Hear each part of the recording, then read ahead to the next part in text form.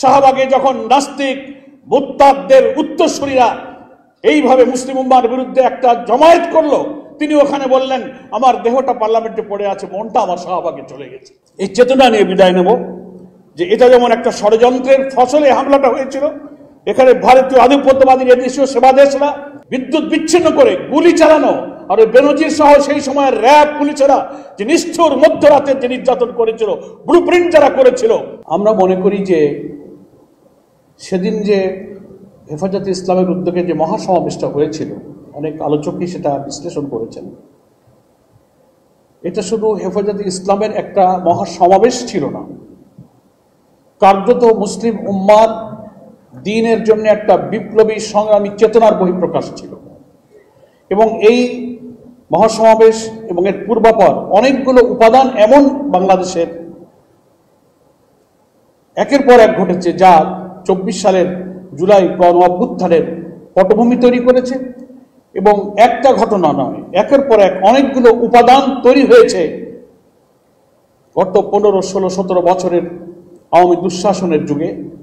এই সব উপাদানের মধ্যে অন্যতম উপাদান ছিল এই শাপলার ম্যাসাকার, এবং এগুলোই হচ্ছে 24শে জুলাইয়ের যে আউটবাস্ট, যে গণবিস্ফোরণ, অর্থনৈতিক শোষণ, নিপীড়ন, আলেম ওলামার উপরে নির্যাতন, দ্বীন এবং ইসলাম বিরোধী শক্তিকে রাষ্ট্রীয় মদদ দিয়ে ভিন্ন মতের উপরে নিষ্ঠুর যে নির্যাতন চালানো হয়েছিল, লুটপাট, দুর্নীতি, সবকিছু মিলে একটা আউটবাস্ট যে হয়েছে, সেটি ছিল 24-এর গণ অভ্যুত্থান। আজকে এই অনুষ্ঠানের যিনি আয়োজন করেছেন, এই সরকারের মাননীয় উপদেষ্টা, তিনি সেই 24-এর গণ অভ্যুত্থানের একজন বিপ্লবী সৈনিক। বিশেষভাবে আমি তাকে ধন্যবাদ জানাই। আমাদের এই জাতির অখণ্ডতা, আমাদের জাতিসত্তা এবং আল্লাহ তাআলার দ্বীনকে বিজয়ী করার জন্য স্বাধীনতার এই 54 বছরে এদেশের কত শহীদ, কত আলেম ওলামা, কত মাদ্রাসার ছাত্র, মুসলিম উম্মার অনেক বিপ্লবী মানুষের অকাতরে জীবন দিয়েছে, নিষ্ঠুরভাবে নির্যাতিত হয়েছে, তাদের দ্বীন বিজয়ের সেই স্বপ্ন আজও পূরণ হয়নি। আমি মনে করি 24-এর গণ অভ্যুত্থানের মধ্য দিয়ে যে প্রেক্ষাপট এখন তৈরি হয়েছে, অন্তত মুসলিম উম্মার মধ্যে যে একটা ঐক্যের পরিবেশ তৈরি হয়ে আমরা আমাদের জীবনের সেই লালিত স্বপ্নের দিকে এগিয়ে যাচ্ছি, আজকের এই আয়োজন সেই স্বপ্নকে আরো সফলতার দিকে এগিয়ে নিয়ে যাবে ইনশাআল্লাহ।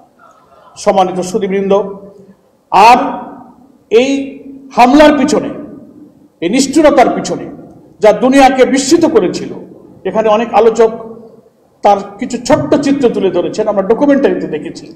একটা বিস্ময়ের ব্যাপার, একটা সরকারের প্রধান কত নির্লজ্জ মিথ্যাচার করতে পারেন।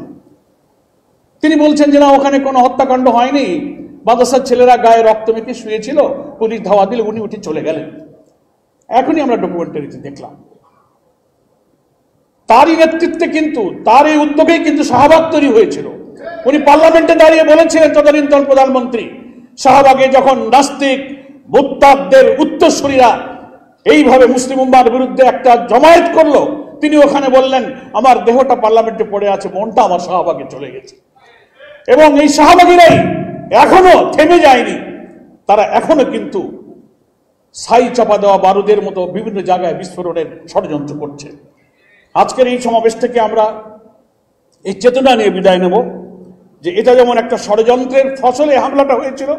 এখানে ভারতীয় আধিপত্যবাদী এদেশীয় সেবাদেশরা, সেই সময়কার প্রধানমন্ত্রী ইনু মেননদের নেতৃত্বে 14 দলের নামে যে দোসররা ছিল, ওই রাত্রিতে বিদ্যুৎ বিচ্ছিন্ন করে গুলি চালানো, আর বেনজির সহ সেই সময়ের র্যাব পুলিশেরা যে নিষ্ঠুর মধ্যরাতের যে নির্যাতন করেছিল, ব্লুপ্রিন্ট যারা করেছিল, তাদের বিচারের যে প্রক্রিয়া চলছে, আমরা মনে করি এই বিচার জাতির সামনে যদি দৃষ্টান্তমূলক হয়, ইনশাআল্লাহ ইসলামী উম্মার উপরে আঘাত হানার মতো দুঃসাহস ইনশাআল্লাহ কেউ দেখাবে না।